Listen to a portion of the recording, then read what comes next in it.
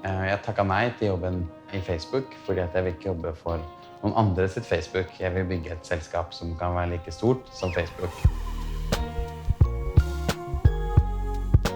Til vanlig så holder jeg til i San Francisco, men når jeg er i Norge, sånn som nå, så holder jeg til på kontoret her sånn.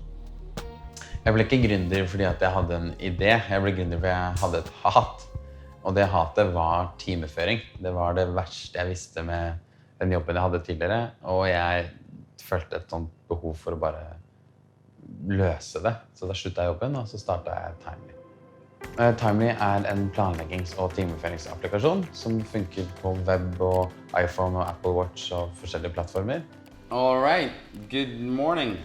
Good morning. Hello. Hey, do you hear me all right? Perfect. Perfect. All right, should we go over the Timely Apple Watch stuff? The complications? Sure.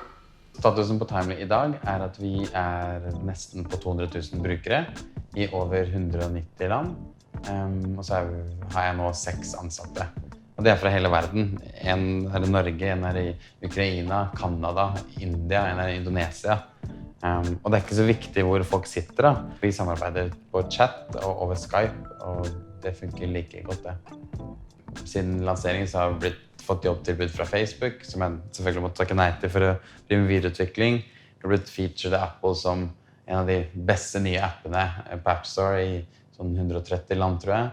Vi har blitt featured og skrevet om av 2 av de 5 topp teknologibloggene i hele verden.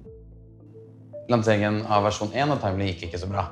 Det var et par som registrerte seg, men ikke noe stor oppmerksomhet. Så da tok jeg rett og slett avgjørelsen ved å forkaste alt vi hadde gjort, og starte helt fra scratch igjen. Og samtidig så valgte jeg å dra til San Francisco for å prøve lykken der.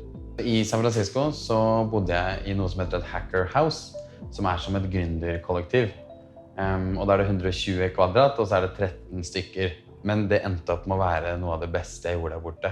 Alle var gründere, alle var litt sånn som meg. Man hjalp hverandre med selskapene sine, man hadde komplementære ferdigheter. Det er viktig å være nøye og bevisst på de tingene man gjør da. I hvert fall hvis man skal prøve å gjenta suksess. De fleste bare heller bønner og vann og satser på at det blir bra kaffe.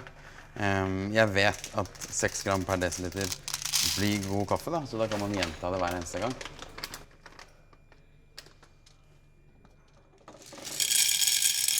Etter hvert så dro jeg jo hjem til Norge for å lansere versjon 2 av Timely.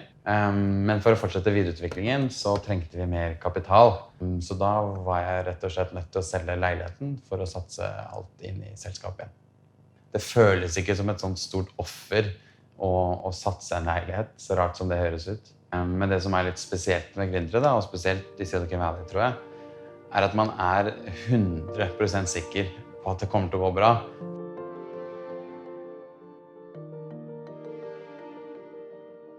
Det er nok av folk som kommer til å si nei, og som kommer til å si at ikke ting går.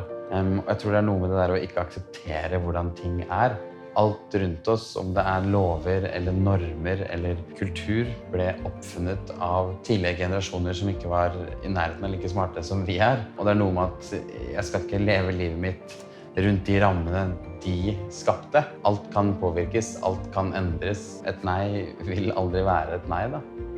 Så drømmen er jo egentlig bare å gjøre det jeg gjør nå, bare i en massivt større skala. Nå når vi nesten 200 000 mennesker. Jeg vil nå 200 millioner, 2 milliarder. Jeg vil løse problemer som er enda større og viktigere enn det man gjør nå. Og det tror jeg er mulig da.